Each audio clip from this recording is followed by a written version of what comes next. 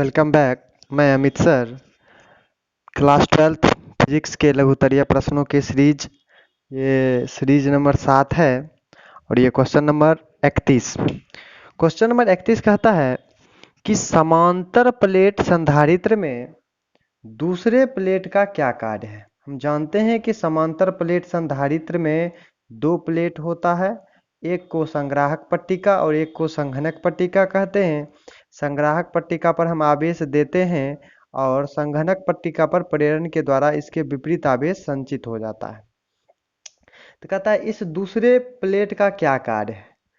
तो ये दूसरा प्लेट जो होता है यह आकार को स्थिर बनाए रखता है और पहले प्लेट के विभव को कम करता है, क्योंकि यहाँ पर देख रहे हैं कि आवेश का डिस्ट्रीब्यूशन हो जाता है।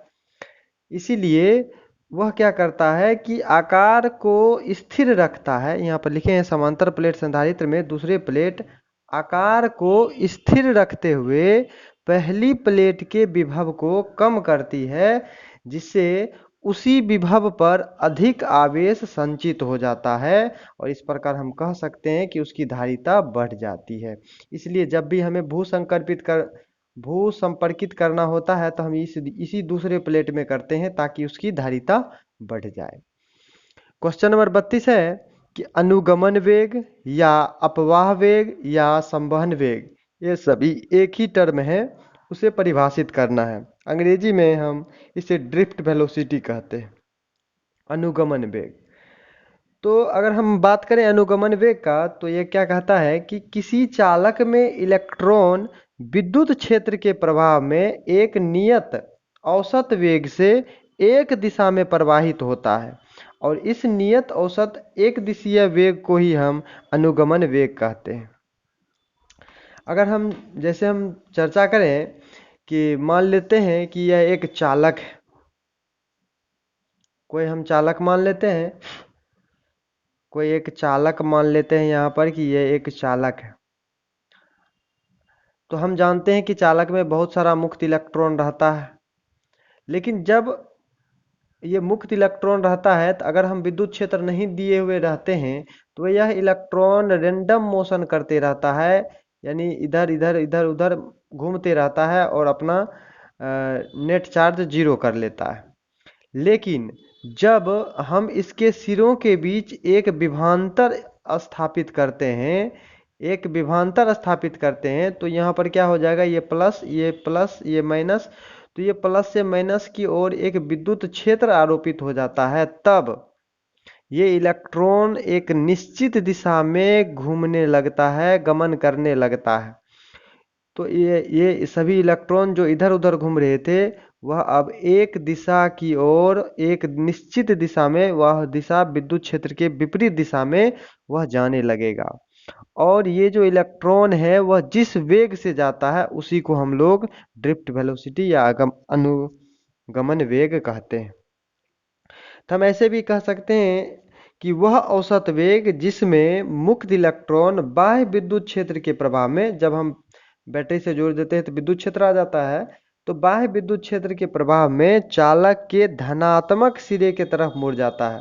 देख रहे हैं ये इलेक्ट्रॉन धनात्मक सिरे की तरफ मुड़ गया था, तो इसे ही हम अपवाह वेग कहते हैं। और अपवाह वेग को हम लोग Vd यानी ड्रिफ्ट वेलोसिटी को Vd से प्रदर्शित करते हैं। अगर इसका ऐसा मात्रक का बात करें तो वेग है तो मीटर प्रति सेकंड हो जाएगा और बीमा आप निकाल सकते हैं। क्वेश्चन नंबर 33 है कि गतिशीलता को परिभाषित करें, इसका ऐसा मात्रक एवं बीमा को लिखें।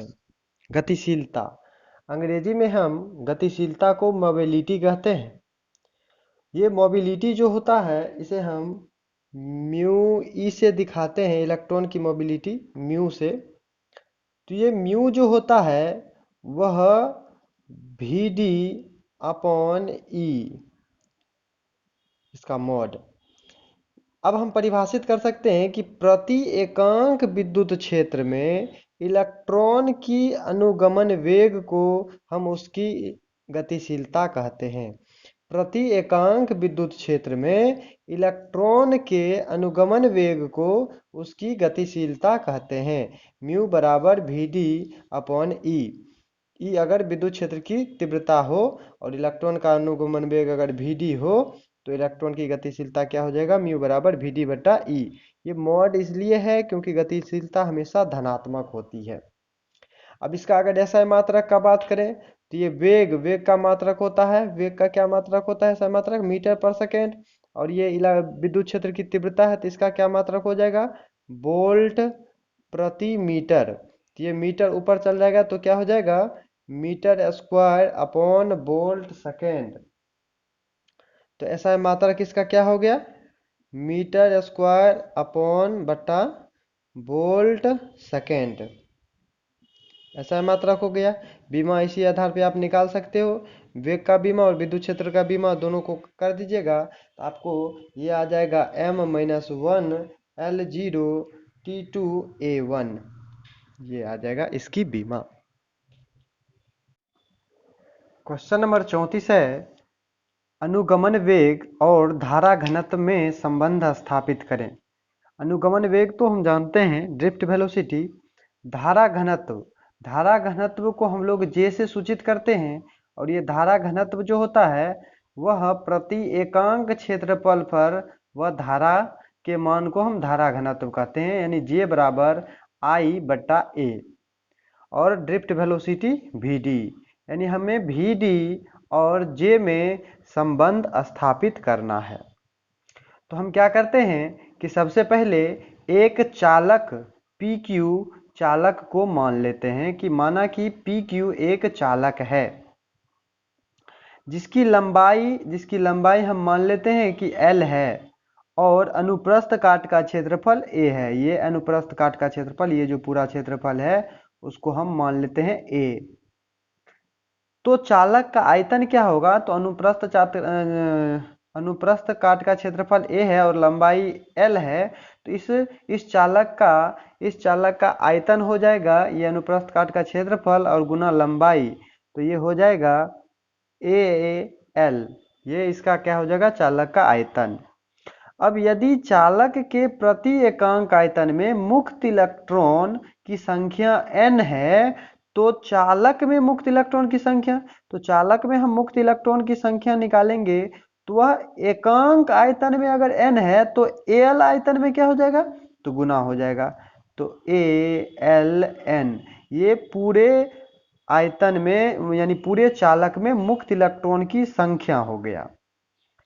अब यदि मान लें कि प्रत्येक इलेक्ट्रॉन का आवेश E है तो चालक पर कुल आवेश, अब कुल मुक्त इलेक्ट्रॉन की संख्या ALN है और एक इलेक्ट्रॉन पर आवेश E है तो कुल आवेश क्या हो जाएगा, तो इसी में हम E से गुना कर देंगे, ALNE। ये हो जाएगा चालक पर कुल आवेश। अब हम जानते हैं कि चूंकि मुक्त इलेक्ट्रॉन का वेग Vd है, ड्रिफ्ट वेलोसिटी से जाता है, अतः आवेश को चालक को पार करने में लगा समय कितना हो जाएगा, तो समय बराबर क्या होता है, समय बराबर होता है दूरी बट्टा चाल। समय बराबर होता है दूरी बट्टा चाल। अब इस आवेश को ये लंबाई ही पार करना होगा, यही इसका दूरी हो जाएगा, यानी हो जाएगा L बट्टा चाल, तो इसका Vd होता है, तो ये हो जाएगा Vd, यानी L बट्टा ड्रिफ्ट वेलोसिटी, ये इसको समय हो जाएगा। अब हम जानते हैं हमें अनुगमन वेग और धारा घनत्व निकालना है, तो इसके लिए हमें I निकालना होगा। तो अब हम जानते हैं कि I बराबर क्या होता है, I बराबर होता है Q बटा T। ऐसा कीजिए, इसे समीकरण 1 मान लीजिए, इसे समीकरण 2 मान लीजिए। I बराबर Q बाई T। अब इस Q का मान और T का मान समीकरण 1 और 2 से हम इसमें रख देंगे, तो Q का मान क्या हो जाएगा, ALNE। अब बट्टा ये T का मान हो जाएगा L बट्टा VD। ये L से L कट जाएगा तो क्या हो जाएगा, ये VD ऊपर चला जाएगा तो हो जाएगा NEAVD। यानी हम यहाँ पर निकाल लिए कि I बराबर NEAVD। ये भी बहुत इंपॉर्टेंट है, I बराबर NEAVD, ये सूत्र आ गया। लेकिन हमें धारा विद्युत धारा और ड्रिफ्ट वेलोसिटी में संबंध नहीं बताना था, हमें धारा घनत्व तक पहुंचाना है। तो धारा घनत्व अभी हम बताए थे कि जे बराबर होता है आई अपॉन ए। तो जे बराबर हम यहाँ से लिख देंगे आई बट्टा ए, और आई का मान क्या है N E A V D बट्टा ए। तो ए से कट जाएगा तो जे बराबर हो जाएगा एन ई वी डी, और यही हमारा संबंध स्थापित हो गया। क्वेश्चन नंबर 35 है कि संवहन वेग के सिद्धांत का प्रयोग करते हुए ओम के नियम की व्युत्पत्ति करें। ओम का नियम क्या है, भी समानुपाती आई, इसको हम ऐसे भी कहते हैं भी बराबर आई आर या भी अपॉन आई बराबर आर। यही हमें सत्यापित करना है, लेकिन संवहन वेग के सिद्धांत को स्थापित करते हुए, प्रयोग करते हुए। तो हम सबसे पहले हम मान लेते हैं कि यह एक बेलनाकार चालक है जिसका अनुप्रस्थ काट का क्षेत्रफल a है और इसकी लंबाई l है। तो हम a अनुप्रस्थ काट के क्षेत्रफल तथा l लंबाई का एक बेलनाकार चालक है। अब इसके सिरे के बीच विभवांतर भी विभवांतर लगाने पर इसमें I विद्युत धारा प्रवाहित हो रही है। अब यदि तार के प्रति एकांक आयतन में n मुक्त इलेक्ट्रॉन है और उस मुक्त इलेक्ट्रॉन का अनुगमन वेग Vd है, तब I बराबर, हम ये संबंध जानते हैं I बराबर क्या होता है, और I बराबर हो जाता है n e a Vd। तो यहाँ से अगर हम Vd पूछें कि Vd बराबर क्या हो जाएगा, तो यहाँ से Vd बराबर हो जाएगा ये n e a बट्टा में चल जाएगा, तो I बट्टा एन ई ए हो जाएगा। इसको समीकरण 1 मान लेते हैं। अब चूंकि L लंबाई के तार के सिरों के बीच विभवांतर भी है, तो तार के प्रत्येक बिंदु पर विद्युत क्षेत्र की तीव्रता E बराबर क्या होगा, तो E बराबर क्या होता है विभवांतर अपॉन लंबाई, E बराबर V बाय L।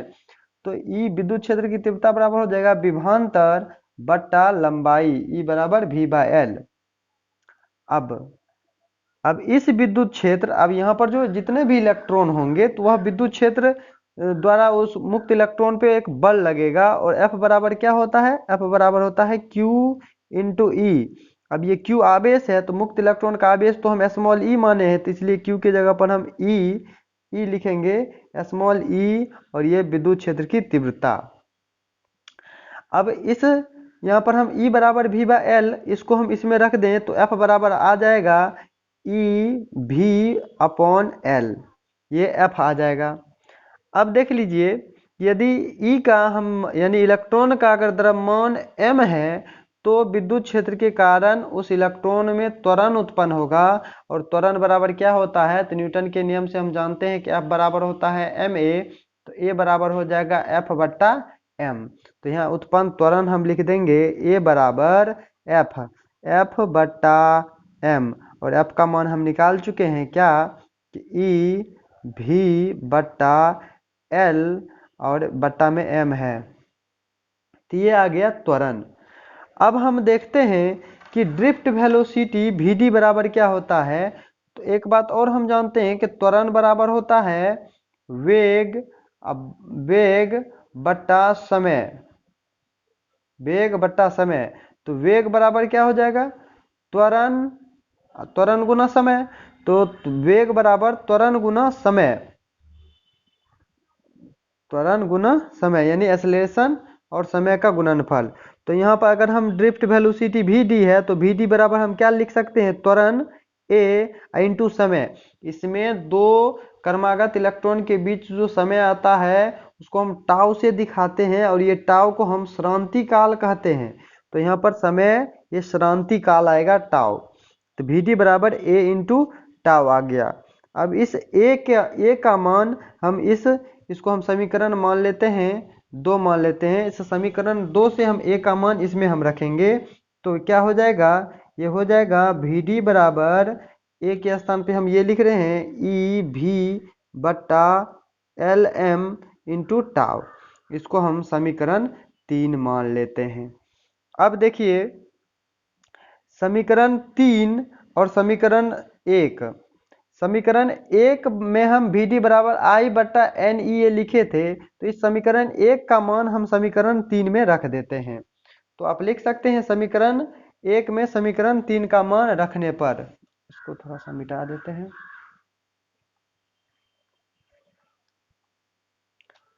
ये VD का मान हम यहाँ पर रख रहे हैं इसमें, तो I बट्टा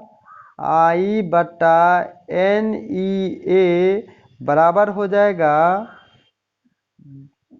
EV बट्टा LM इंटू टाउ। अब हम क्रॉस मल्टीप्लाई कर देते हैं, तो क्रॉस मल्टीप्लाई करेंगे तो क्या हो जाएगा, EV टाउ NEA बराबर MLI। अब हम यहाँ पर देख रहे हैं कि हमें V बट्टा I देखना है, तो हम इस V को रहने देते हैं और इस I को इधर कर लेते हैं, बाकी सबको उधर कर देंगे। V बट्टा I इसको रहने दें यहाँ पर, V बट्टा I बराबर में सब बच जाएगा, यहाँ बच जाएगा ML बट्टा यहाँ E मिलके E स्क्वायर, ये भी तो यहाँ पर हम रख दिए, और क्या बच गया, A और टाउ और N बच गया, NE स्क्वायर ए टाउ ये बच गया। अब बड़ी गौर से इसको हम देखेंगे तो ये इलेक्ट्रॉन का द्रव्यमान, ये लंबाई, ये संख्या, ये आवेश, ये अनुप्रस्थ काट का क्षेत्रफल, ये रिलैक्सेशन टाइम, ये सारे के सारे मान जो है नियत है, कांस्टेंट है। तो यहाँ से हम कह सकते हैं V/I बराबर नियतांक, और इस यही नियतांक R के बराबर होता है, अर्थात V बट्टा I बराबर R। और इस तरह से हम ओम नियम को सत्यापित करते हैं। धन्यवाद, मिलते हैं अगले वीडियो में।